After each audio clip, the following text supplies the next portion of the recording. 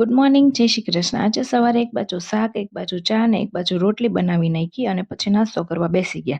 અને નાહી ધોઈને ધૂપ દીવા કરી નાખ્યા ને બધું જ ઘરનું કામ પતાવી નાખ્યું. ને પછી માથામાં તેલ નાખવાનું હતું ને તો ટીવી જોતા જોતા એ કામ કર્યું. અને પછી અલકાબેનના ઘરે ગયા તો આ ચકલીનું બચ્ચું જોઈ ગયું તો અમારી રાતા તો ઘડીક થઈ તો એને ચૂપ કરાવે ને ઘડીક થઈ તો ખીચાય ને વળી ઘડીક થઈ તો વાલી વાલી કરે ને વાલી વાલી કરવા ગઈ ને એમાં આ બચ્ચું બિચારું બી ગયું તો એ ઉડી ગયું. પછી 11 વાગે મને ભૂખ લાગી હતી ને તો આ મારા સ્કૂલ ટાઈમના ફેવરિટ મમરા છે, બસ ખાઈને તો મજા આવી ગઈ હતી. અને પછી થોડી વાર રાધાને રમાડી અને ત્યાં બેન ફૂગો જોઈ ગઈ હતી તો એને મેં ફૂગો ફૂલાવી દીધો અને એને જે વસ્તુ ગમી જાય ને એ વસ્તુને વાલી વાલી કરવા લાગે. પછી થોડી વાર એ ફુગાથી રમી અને પછી છે ને સવારે ચિરાગનું ટિફિન થઈ ગયું હતું પણ અમારી રસોઈ બાકી હતી એટલે મેં અમારી રસોઈ કરી અને એ રસોઈ કરવા બેઠીને ત્યાં ભાઈ મને કંઈક ઠંડુ ઠંડુ પીવાનું મન થયું એટલે મેં સરસ મજાનું શરબત બનાવી નાખ્યું. અને પછી સેજલબેનને ત્યાંથી દાળ ભાત આવ્યા હતા અને મેં શાક રોટલી બનાવ્યું હતું તો જમવા બેસી ગયા. અને વળી પાછા બેનના જો સોવામાં નાટક ચાલુ થઈ ગયા છે.